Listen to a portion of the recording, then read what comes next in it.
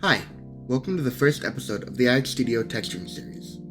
In this episode, we will be covering the basics of Substance Painter, including starting a new project, navigation, materials, masks, brushes, and baking mesh maps, and what you can do with mesh maps.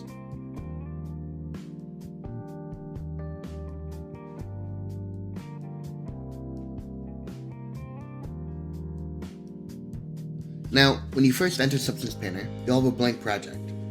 To get a 3D model into your scene, what you can do is you can take the object you exported from Blender, go up here to the top left, File, New, and then you can set the normal map format to OpenGL, set the resolution to 4096, and then select your 3D object.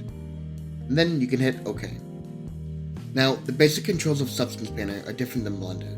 In Blender, middle click is rotate to rotate around an object, but in Substance Painter, middle click doesn't do that.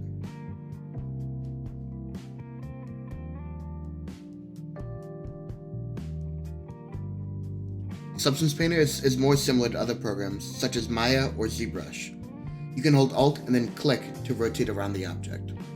Now, you'll notice when you hold Alt, you'll see a little menu in the bottom left that opens up, and it will have all the navigation and key binding options. This can all be difficult to get used to at first, but eventually, you'll have it down pat and you'll be able to switch seamlessly between each program.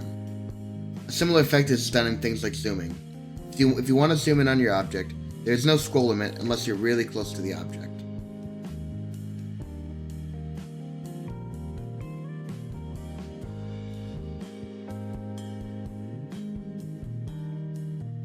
Now suppose your object was off to the side and you want to zoom in, you can just press F to center your object. Substance Painter's navigation is very simple and there's not a whole lot to it, but the texturing is where it really grows into its own program.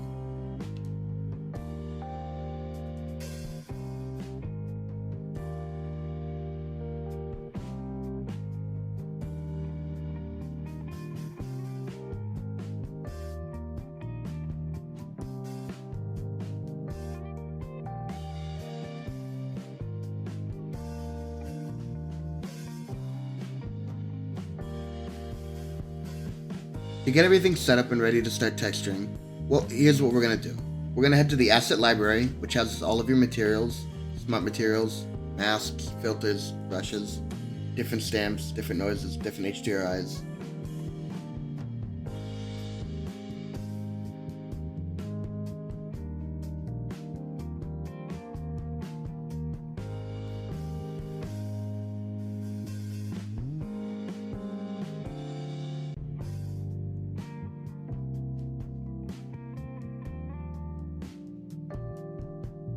Now, here's the Properties panel. The Properties panel is where you'll have the properties of your currently selected layer. You'll see if I have this one set to red and this one set to white, the properties of this object of this panel change depending on which layer I'm clicking on. Now say I wanted to add a mask to this, and I wanted to paint a little bit of white into it. The layer above will always overwrite the layer below.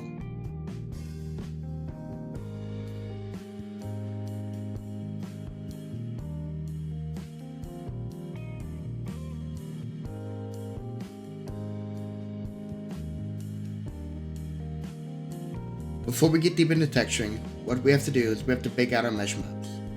You'll notice when we press B to cycle through our mesh maps, there is no detail for a lot of the stuff.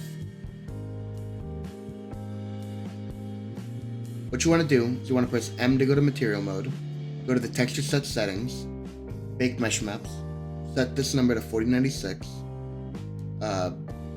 Because we don't have a high poly, we're going to check the use low poly as bake object checkbox.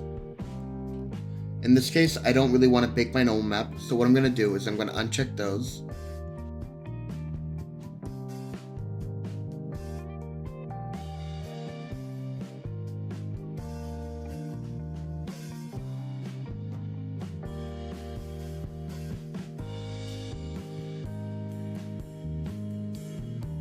Nice. Now we've got our mesh maps.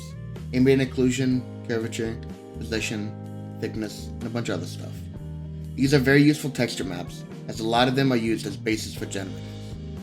So as a quick way to show how the mesh map can affect your texturing process, Suppose this object was red and we wanted the edge of it to be blue. Now what we can do is we can go to the blue layer, go over to the base color, hold Alt, and then click on base color. That'll make it so that that layer only affects the base color of your object.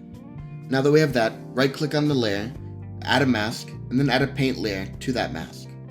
We could paint in the blue edges, but that'd be very hard and cumbersome and very time consuming. So what we're going to do instead is you're going to right click on the mask, add a generator, and then click on the little box and type curvature. This will add a curvature generator. It will use the curvature map that we baked out to decide where the paint will go. Generators are very versatile.